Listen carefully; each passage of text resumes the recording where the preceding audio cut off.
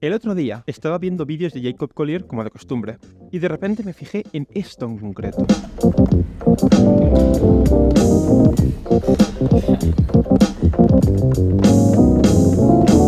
Pensé, esto hay que analizarlo. Además se repetía 3 veces con variaciones cada vez más complejas. Así que vamos allá.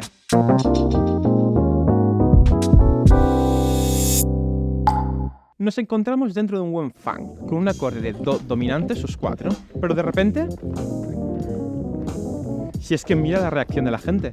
Vamos a ver qué ha hecho aquí exactamente. El bajo sencillo, serie de cuartas. Y la mano derecha, misma sucesión, pero con algunas modificaciones. Pero la sorpresa aquí es que la nota del bajo no coincide con el acorde tríada superior, provocando una sucesión de acordes sus9. ¿Sus qué? Sustain. Einstein. Sus9. Oh, yeah. Los acordes sus9 también pueden llamarse de otras maneras. Por ejemplo, acorde 9 sus4 o séptima dominante sus2. Al final son variaciones del nombre y sutilezas que sirven para analizar mejor lo que estamos tratando, pero vienen a significar lo mismo. Están formados por fundamental, cuarta, quinta, séptima menor y novena. Y la gracia es que se pueden ordenar de manera que arriba se cree una tríada a distancia de tono de la fundamental. Gracias al uso de estos acordes sus9 consigue una sonoridad cuartal, ya que si te fijas, el acorde está formado íntegramente por cuartas. Y además, esta progresión funciona por unas relaciones fuertes en el movimiento del bajo y una buena conducción de voces. Vuelve a escucharlo teniendo en cuenta esto.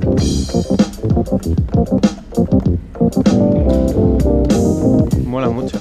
Y es que además solo están construidos con un tipo de acorde, el sus9. Te pongo algunos ejemplos de estos acordes.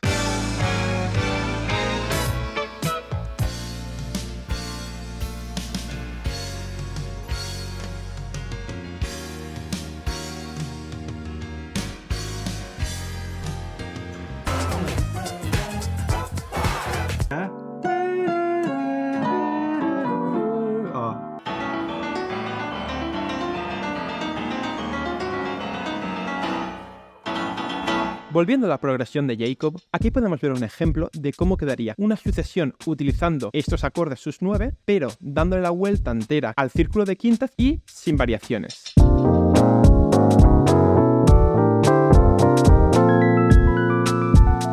Es que de verdad esta sonoridad es brutal. Además, fíjate, tenemos el quinto al primero en el bajo, mientras que en la parte superior tenemos cuarto primero. Es decir, tenemos una cadencia auténtica perfecta en el bajo, mientras suena una cadencia plagal en la parte superior. Pero vamos a continuar con el vídeo. La segunda vez que lo hace, repite prácticamente la misma idea.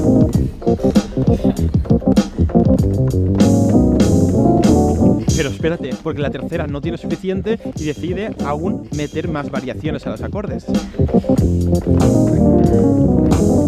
La primera y segunda modificación se pueden interpretar como primero disminuido hacia primero mayor séptima, como acorde de apoyatura. Mientras que la tercera modificación es como las que hemos visto antes de acordes sus9, pero en vez de ser sus9, incorpora una nota más, convirtiéndola en un sus13. Digamos que añade una séptima a esa estructura triádica que había en los acordes de sus9. Pues a continuación escuchamos el ejemplo anterior que completaba el círculo, pero incluyendo algunas de estas modificaciones.